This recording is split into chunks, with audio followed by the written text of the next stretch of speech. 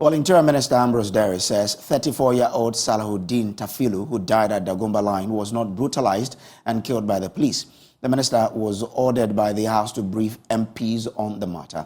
Speaking on the floor of the House, the Interior Minister, who was recounting what the police had told him, explained that the deceased person was arrested and released by the police, who hit himself into a wall, suffering some internal bleeding. Listen to the minister's account. The deceased, who was handcuffed together with one other person, exhibited some signs of sickness. As a result, the handcuffs were taken off him and he was released by the police while the others were taken away to the Sawasi police station. On the same day, one Alhaji Mohammed Salif Ibrahim, father of the deceased, reported to the Sawasi police station that Salahuddin was one of the people arrested by the police during the operation and later released to go, had been sent to Malaysia Government Hospital for medical attention, but had been pronounced dead while being attended to by a medical officer. Following his death, a mob at about 8 p.m. the same day besieged the Sawasi police station and caused damage to the office, liver blades, and electric meter at the station. Following the report of his death, the police followed up to the hospital where the deceased body was inspected, and no marks of assault were found on him. Police commenced investigations into the circumstances surrounding his death, and on the instruction of the Inspector General of Police, the Police Professional Standards Bureau, PPSB, also initiated investigations into the professional conduct of the officers involved in the operation. Parliamentary Affairs Correspondent Kweku Asante joins us with details. He joins us via Zoom now. Kweku, the MP for Asawase who made the demand, Muntaka Mubarak, says the account does not add up. Why did he say so?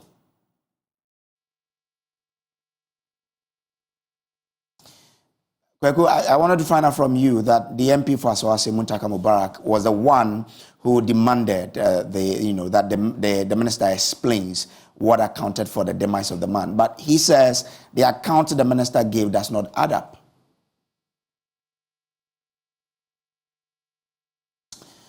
All right. Now, the story is that someone who died, after the police released him, that Salahuddin Tafilu, who died at Dagombaline, the minister says his death was not caused by the police brutalities, and that he was released on bail and hit himself to a wall, causing an internal bleeding, which possibly resulted in his death. Kweku Asante is joining us from Parliament, where the minister has been briefing the House on this particular development. Kweku, the Asawase MP, Muntaka Mubarak, says the account of the minister does not hold up. Did he give any reason for this? In fact, Grace, he actually attacks the minister's statement to the floor of Parliament. He says that how can this person who was arrested by the police, who was in handcuffs, possibly have gone to hit himself by a wall? In fact, he says that if the police arrest someone and that person is sick, or they see that that person is not feeling so well, it is not up to the police to just release the person to go back home, but that the police would have to take this person to the hospital. And so if the police claim that because that person exhibited some sign of sickness, because of that alone, he was released and let to go, what about the other persons as well? And so he generally says that if you listen to the account of the Interior Minister, it is clear that the police's account does not hold. The police's account is not consistent with the story they are trying to tell. And because of this, he believes that Parliament should have constituted an independent parliamentary committee to probe this police killing. But the consensus on both sides of the House is that they should give the Interior Minister some more time. He says the police are still investigating this matter. They should continue doing this investigation until when Parliament resumes from their break in October, and the Interior Minister can come before Parliament again and provide some more answers. But MPs on both sides took turns to criticize the police for what they say is their continuous act which squanders the public trust in them. And the MPs on both sides believe that It is time that the police continuously do and put up behavior that will allow the public trust them. But if every now and then the police come out with accounts like this and the public do not trust that these accounts are true and proper, then the police will get to a point where the people will not trust them, and that will not be good for public security. Has there been any further directive on the matter after the debate? So the directive is now that the Interior Minister would have to brief MPs again when Parliament resumed from their break somewhere in October on this investigation.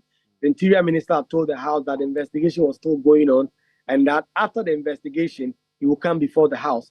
That was when Muntaka had made an application to the Speaker to constitute an independent committee to look into this killing. But according to the Speaker of Parliament, they should allow the police continue their investigation. When they conclude and there's a need for Parliament to investigate, they can do so. Grateful to you. So that's Kwekwa Asante from Parliament now.